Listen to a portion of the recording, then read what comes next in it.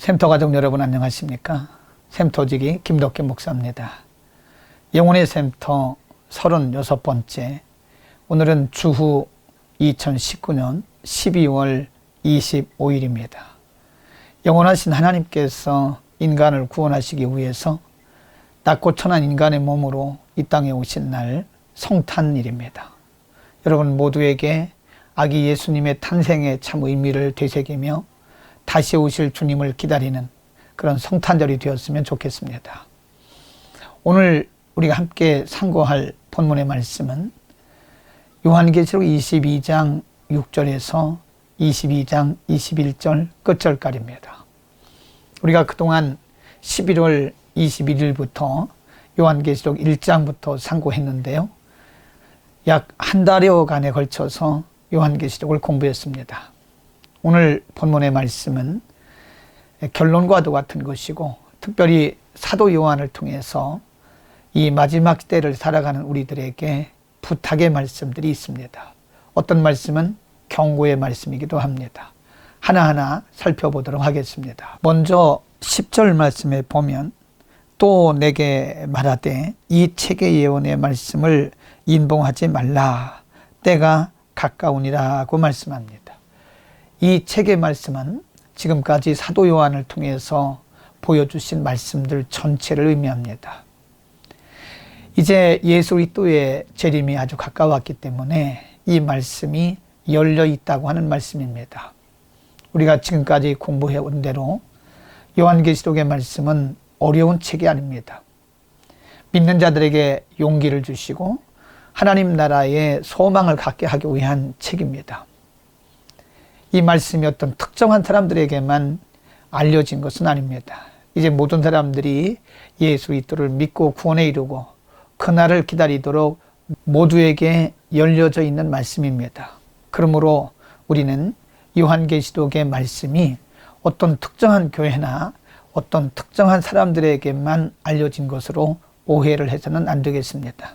7절에는 이런 말씀이 있습니다. 보라, 내가 속히 오리니 이 책의 예언의 말씀을 지키는 자가 복이 있다라고 말씀합니다.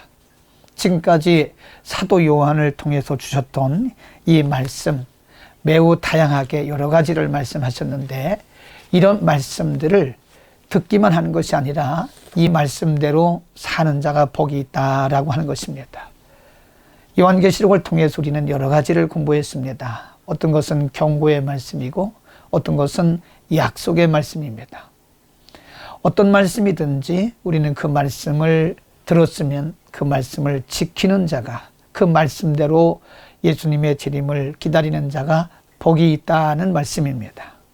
요한계시록 1장 3절에도 이런 말씀이 있습니다. 이 예언의 말씀을 읽는 자와 듣는 자들과 그 가운데 기록된 것을 지키는 자들이 복이 있다는 말씀입니다.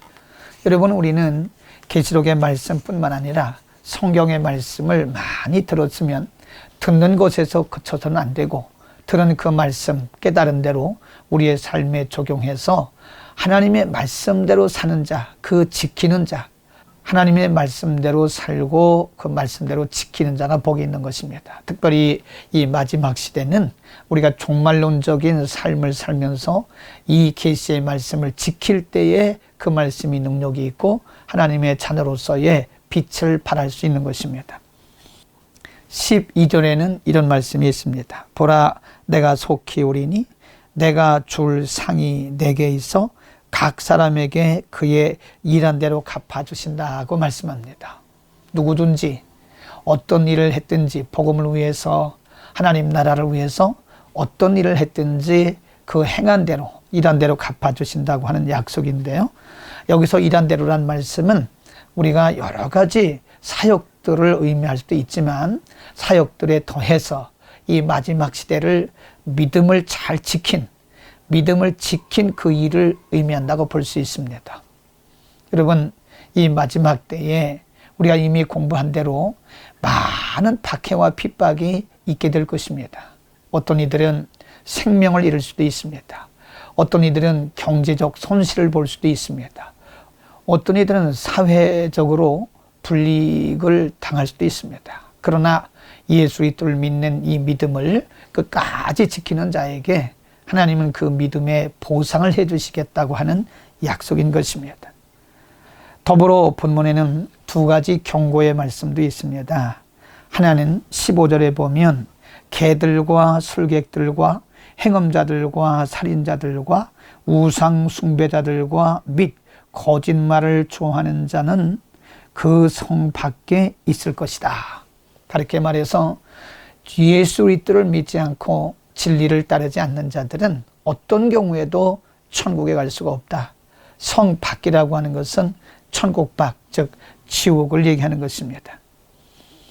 그 다음에 이렇게 말씀합니다. 18절 말씀에 내가 이 책의 예언의 말씀을 듣는 각 사람에게 증거하노니 만일 누구든지 이것들 외에 더하면 하나님이 이 책에 기록된 재앙들을 그에게 더할 것이다. 사도 요한을 통해서 말씀해 주신 것 그 외에 인간의 개인적인 생각이나 주관적인 체험이나 주관적인 사상들을 개입하지 말라고 하는 것이고요. 19절에는 이런 말씀도 있습니다. 만일 누구든지 이 책의 예언의 말씀에서 제해버리면 하나님이 이 책에 기록된 생명나무와 및 거룩한 성의 참회함을 제하여 버리실 것이다 라고 말씀합니다. 여러분, 요한계시록을 통해서 많은 이단들이 생겨났습니다. 성경은 사사로이 푸는 것이 아닙니다. 그래서 요한계시록은 쉽지만 굉장히 어렵고 또 어렵지만 굉장히 쉽습니다. 많은 분들이 요한계시록의 말씀을 자기의 생각이나 어떤 교리에 편중해서 해석하다가 잘못된 길로 가는 것을 볼 수 있습니다. 여기에 대한 경고입니다. 누구든지 하나님께서 사도 요한을 통해서 주신 말씀 외에 여기에 더하거나 빼면 하나님께서 그 생명책에서 그 이름을 제하여 버리시겠다고 말씀합니다. 우리는 하나님의 말씀을 넘어가서는 안 됩니다. 어떤 교리나 어떤 신학 사상도 어떤 개인의 체험도 하나님의 말씀보다 우선할 수가 없습니다. 하나님의 말씀이 가는 데까지 가고 하나님의 말씀이 서는 데 서야 그게 옳은 말씀인 것입니다. 오늘 말씀을 마치면서 3번 반복된 말씀이 있습니다. 7절에 보라 내가 속히 올 것이다. 12절 말씀 보라 내가 속히 오리니 이런 말씀하고요. 20절 말씀에도 보면 이것들을 증거하신 이가 가라사대 내가 진실로 속히 오리라고 말씀하십니다. 여러분, 이제 예수님께서 오실 날을 우리는 기다리고 있습니다.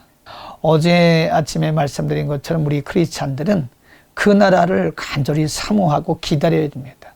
그러나 마태복음 24장에 보면 예수님께서 언제 오실는지 그 날은 아무도 알 수가 없습니다. 그러므로 우리는 그 날을 맞이할 준비를 하면서 예수님이 언제 오실지라도 우리는 당황하지 않고 그분을 맞이할 준비를 해야 되는 것입니다. 우리는 그것을 정결한 신부와 같이 단장한다고 말합니다. 정결한 신부와 같이 잘 단장하다가 우리 주님 오시는 그날에 우리 주님 맞이할 수 있기를 바랍니다. 20절에 이렇게 말씀합니다. 아멘 주 예수여 오시옵소서. 우리 이것을 마라나타라고 그럽니다. 여러분, 우리는 마라나타의 신앙으로 살아갑시다.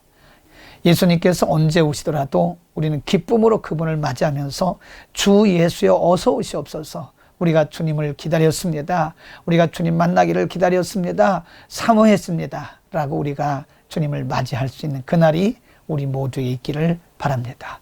마라나타의 신앙으로 살아갑시다. 김덕겸 목사였습니다.